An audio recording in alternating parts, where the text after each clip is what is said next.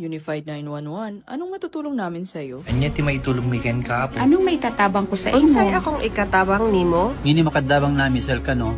Sa anumang wika o dialekto, may tulong na darating sa iyo.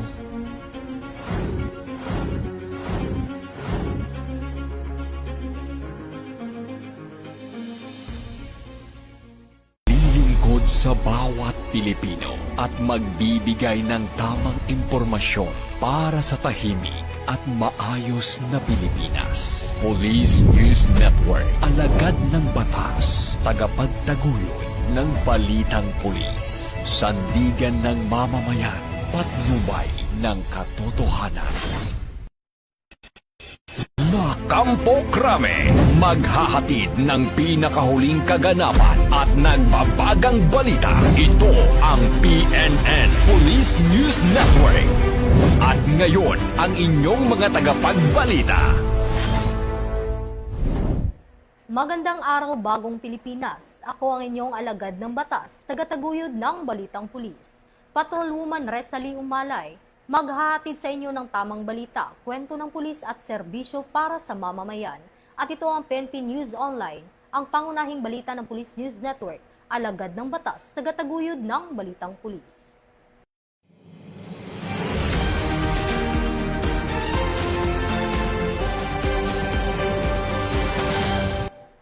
Narito ang mga balitang hatid ng ating PNN correspondents mula sa iba't ibang panig ng bansa.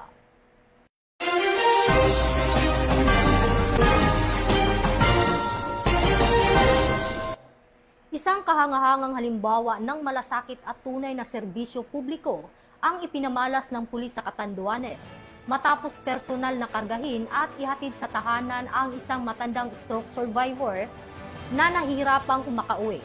Ang buong detalye ng report mula kay Police Corporal Janelle Salis. Hinangaan online at naantig ang netizen sa nag-viral na larawan ng isang pulis sa Catanduanes dahil sa kanyang ipinamalas na kabutihang loob. Makikita sa larawan ang pulis na kinilala bilang si Police Corporal Harold Kim P. Paner ng San Andres MPS habang pasan-pasan ng isang senior citizen na isang stroke survivor pauwi sa kanilang tahanan. Kwento ni Police Corporal Paner, nagsasagawa sila ng police presence sa senior citizens cash payout sa Barangay Datag, San Andres nang mapansin niya ang isang matanda na tila nahihirapan sa paglalakad. Kanya itong nilapitan at tinulungan at sa pakiusap ng matanda na samahan siya at ang kanyang may bahay hanggang sa kanilang tirahan ay walang pag-aalinlangan na inihatid sila ni Police Corporal Paner. Dagdag ng pulis, sa kanilang pagbabaybay ay hindi niya inaasahan na baku-bakong daan at ang layo ng bahay ng senior citizen na humigit kumulang 5 kilometro mula sa lugar ng payout. Gayunpaman, buong puso siyang tumugon at pinasan ng matanda upang matiyak ang kanyang kaligtasan. Ang ginawa ko is, kinarga ko na lang po yung matanda at sinakay ko dun sa tricycle.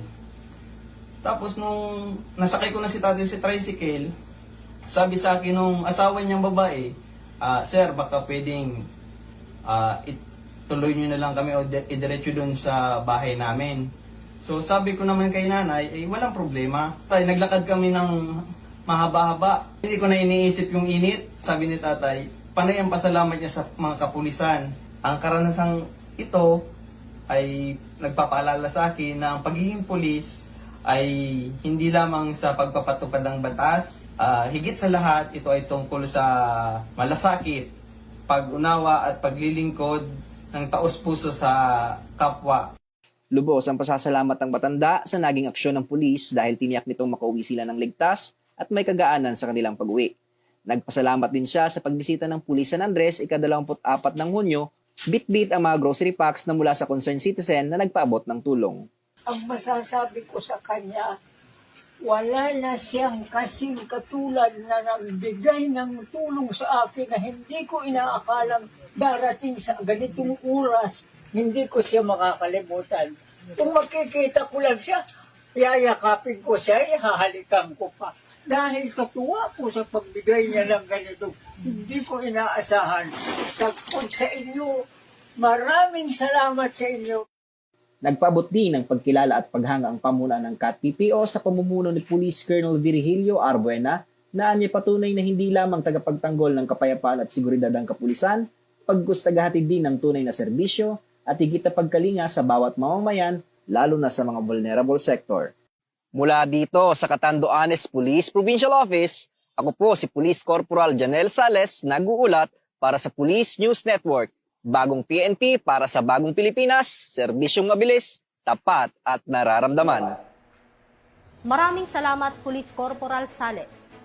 Arestado ang isang hinihinalang online wildlife seller matapos magsagawa ng katagumpay na entrapment operation ang Quezon Maritime Police Station sa Lucena City.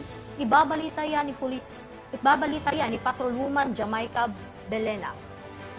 Isang individual ang naaresto ng mga tauhan ng Quezon Maritime Police Station sa isinagawang entrapment operation kaugnay ng illegal na pagbebenta ng wildlife sa Pan-Philippine Highway, Barangay Ilayang Lupay, Lucena City. Na-recover mula sa naarestong individual ang dalawang live green chick conure na may tinatayang market value na nasa 8,000 piso kasama ang mga buy-bust boodle money na ginamit sa transaksyon. Ang naarestong individual ay naharap sa kasong paglabag sa Section 27E ng Republic Act 9147 o ang Wildlife Resources Conservation and Protection Act, kaugnay ng Republic Act 10175 o ang Cybercrime Prevention Act of 2012. Ang suspect at mga nakumpiskang ebidensya ay dinala sa Quezon Maritime Police Station para sa karagdagang investigasyon at dokumentasyon bago isampa ang kaukulang kaso sa Office of the Provincial Prosecutor sa Lucena City. Samantala, muling pinalalahanan ng PNP Maritime Group ang publiko na mahigpit na ipinagbabawal ang illegal na pagbebenta ng wildlife at hinihikayat ang pakikiisa ng mamamayan sa pangangalaga ng ating likas na yaman. Ito ang bagong PNP para sa bagong Pilipinas, serbisyong mabilis,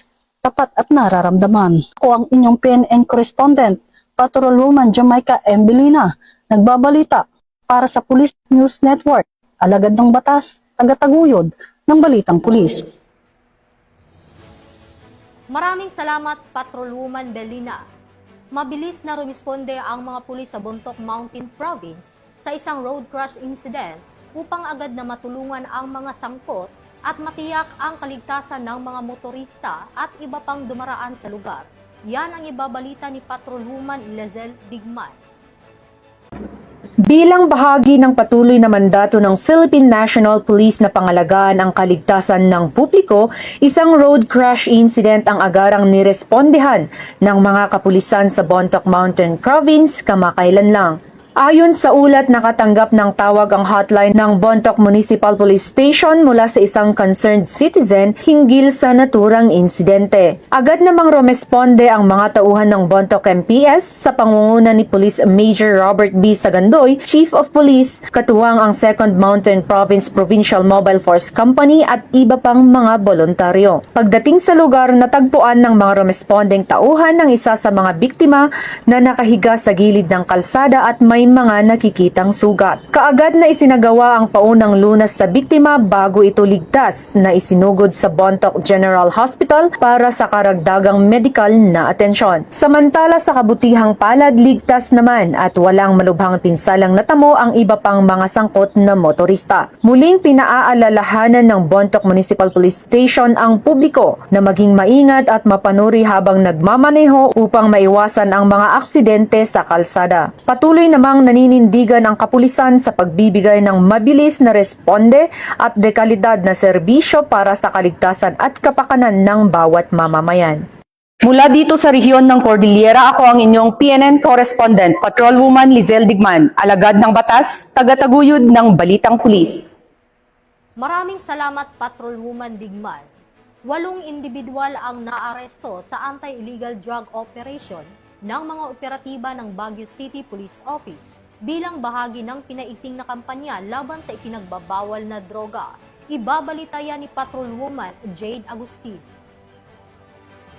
Ang 8 individual matapos magsilbi ng search warrant ang mga otoridad sa isang inuupahang unit sa Barangay Quillas, Baguio City noong June 23, 2026. Sa operasyon, nakumpiska ang mga hinihinalang marijuana at shabu na may kabuuang tinatayang timbang na 4.2 grams at standard drug price na nagkakahalaga ng 96,800 pesos. Ayon sa ulat, nadatnan ng mga operatiba ang mga sospek sa loob ng lugar nang ipatupad ang search warrant. Isa sa kanila ang nagtamo ng sugat matapos umanong tumalon mula sa bintana, ngunit agad namang naisugod sa ospital upang mabigyan ng kaukulang medikal na atensyon. Bukod sa mga hinihinalang iligal na droga, Nakarecover din ang mga otoridad ng iba't ibang kagamitan at iba pang ebidensyang pinaniniwalaang may kaugnay sa kaso. Patuloy namang isinasailalim sa pagsusuri ang mga nakumpiskang ebidensya bilang bahagi ng isinasagawang investigasyon. Samantala, nahaharap ang mga naarestong individual sa mga kasong paglabag sa Republic Act 9165 o Comprehensive Dangerous Drugs Act of 2002. Tinitiyak naman ng Baguio City Police Office ang patuloy na pagpapatupad ng mga operasyon laban sa iligal na droga bilang bahagi ng kanilang layunin na mapanatili ang kaligtasan at kaayusan sa komunidad. Mula dito sa Baguio City Police Office, ako ang inyong PNN correspondent, Patrolwoman Jade Agustin, alagad ng batas, tagataguyod ng Balitang Pulis. Maraming salamat, Patrolwoman Agustin. 476,000 halaga ng hinihinalang shabu ang nakumpiska ng mga otoridad sa isang checkpoint operation sa Coronadal City, South Cotabato na nagresulta rin sa pagkakaaresto ng 3 individual. Ibabalita yan ni Patrolman Jose Doliano III. Nakumpiska ng mga otoridad ang tinatayang 476,000 pisong halaga ng hinihinalang shabu sa isang checkpoint operation sa Coronadal City, South Cotabato. 3 individual ang naaresto matapos makumpiskahan ng higit kumulang 70 gramo ng hinihinalang ilegal na droga sa isinagawang operasyon ng Coronadal City Police Station at South Cotabato Highway Patrol Team sa kahabaan ng National Highway sa Barangay Carpenter Hill bandang alas 12:45 ng tanghali noong ika-24 ng Hunyo taong kasalukuyan. Pagkatapos ng inspeksyon ay nakarecover pa ang mga operatiba ng karagdagang mga sachet, iba't ibang drug paraphernalia, mga cellular phone at ang sasakyang ginamit ng mga suspect. Inihanda na ng mga otoridad ang pagsampa ng kasong paglabag sa Republic Act 9165 o ang Comprehensive Dangerous Drugs Act of 2002 laban sa mga naarestong individual. Pinuri naman ni Police Brigadier General Alan B. Maniwog, Acting Regional Director ng Police Regional Office 12, ang mga operatiba dahil sa kanilang pagiging mapagmatsyag at masigasig sa kampanya laban sa iligal na droga. Ayon sa kanya, patunay ang matagumpay na operasyon na mahalagang sandata ang pagpabantay at agarang aksyon ng kapulisan upang mapagilan ang pagkalat ng iligal na droga at mapanatiling ligtas ang mga komunidad alinsunod sa adhikain ng Philippine National Police. Bagong PNP para sa bagong Pilipinas, serbisyong mabilis, tapat at nararamdaman. Mula dito sa Police Regional Office 12, ako ang inyong PNN correspondent, Police Corporal Jose Doliano III, alagad ng batas, tagataguyod ng Balitang Pulis. Maraming salamat, Patrolman Doliano. At yan ang mga balitang nakalap ng ating PNN correspondents mula Luzon, Visayas at Mindanao. Para sa mas malawak at mabilis na ulat ng mga balita, i-like, follow and share kami sa aming Facebook account ng Police News Network at sa Twitter account para sa mga real-time updates at YouTube channel para sa mga live stream at replays. Manatiling mapagmatsyag at laging alam ang totoo. Sa ngalan ng pamunuan ng Philippine National Police, sa pangunguna ni Chief PNP, Police General Jose Melencio C. Nartatis Jr. at sa pamumuno ni President Ferdinand Bongbong Marcos Jr., kami ay maglilingkod sa bawat Pilipino at magbibigay ng tama at balanseng balita. Bago po tayo magtapos, muling pinaalalahanan ng Philippine National Police at Department of the Interior and Local Government ang publiko na sumunod sa mga umiiral na lokal na ordinansa sa ilalim ng ipinatutupad na Safer Cities Initiative upang mapanatili ang kaayusan, kapayapaan at kaligtasan sa mga komunidad. Samantala, hinihikayat rin ang publiko na maging mapagmatsyag at agad iulat sa mga otoridad ang anumang kahina-hinalang aktibidad. Mula rito sa tanggapan ng tagapag-ugnay ng Pambansang Pulisya, ako ang inyong alagad ng batas, tagataguyod ng Balitang Pulis, Patrolwoman Resalie Umalay, maghahatid ng tamang balita, kwento ng pulis at serbisyo para sa mamamayan. At ito ang PNP News Online, ang pangunahing balita ng Police News Network. Ito ang bagong PNP para sa bagong Pilipinas, serbisyong mabilis, tapat at nararamdaman.